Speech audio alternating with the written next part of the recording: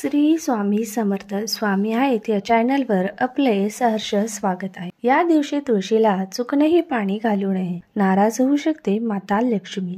सकाळी सूर्योदयाच्या वेळी तुळशीला जल अर्पण केल्याने जीवनात आनंद येतो आणि घरामध्ये सकारात्मकता टिकून राहते। तथापि तुळशीला रोज पाणी घालणे देखील अयोग्य मानले जाते, त्यासाठी दिवसही निश्चित करण्यात आले आहेत। या उलट जर तुम्ही रोज तुळशीला पाणी अर्पण करत असाल तर तुम्हालाही नुकसान होऊ शकते। रविवारी तुळशीच्या रोपामध्ये पाणी टाकू नये।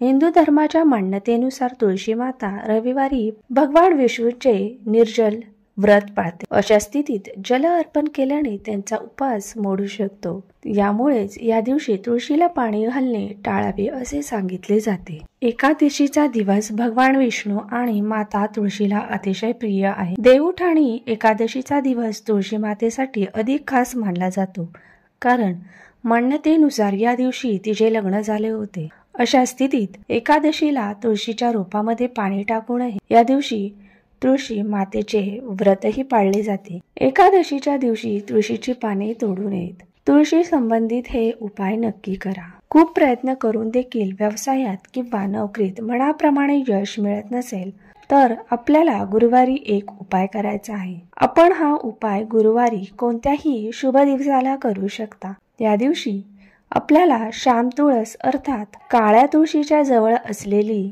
गवत घेऊन पिवळ्या रंगाच्या कपड्यात बांधायची आहे आणि हे आपल्या तिजोरी, लॉकर, व्यवसायातील गल्ला किंवा किमती दागिने वस्तू ठेवत असलेल्या जागेवर ठेवायची आहे। याने निश्चित प्रगती होईल। आपल्याला संतानाकडून सुख मिळत नसेल किंवा आपल्या सांगण्यात नसेल तर रविवारी तुळस तोडू नये। म्हणून इतर दिवशी तुळशीचे 3 पाने तोडून संतानला खाऊ घातल्यास संतान आपल्या सांगण्यात राहील। तसेच तुळशीचे पूजन करताना आपल्या सवाष्ण दिसल्यास तिला लक्ष्मी स्वरूप मानून तुळशीचे वाहिलेले कुंकू लावावे आणि तेच कुंकू आपल्या संतानाला देखील लावावे। याने त्याची वागणूक चांगली होईल, वाईट संगत असल्यास दूर होईल। आता महत्वाची गोष्ट म्हणजे तुळशीचं झाड पूर्व दिशेकडे असावं। असं करणं शक्य नसल्यास उपाय करण्याच्या 2 दिवसापूर्वी तरी झाडाची दिशा परिवर्तित करून घ्यावी। तसेच ज्या कन्येचा विवाहाचा योग येत नसेल तिने दक्षिण पूर्व दिशेत तुळशीचं झाड ठेवून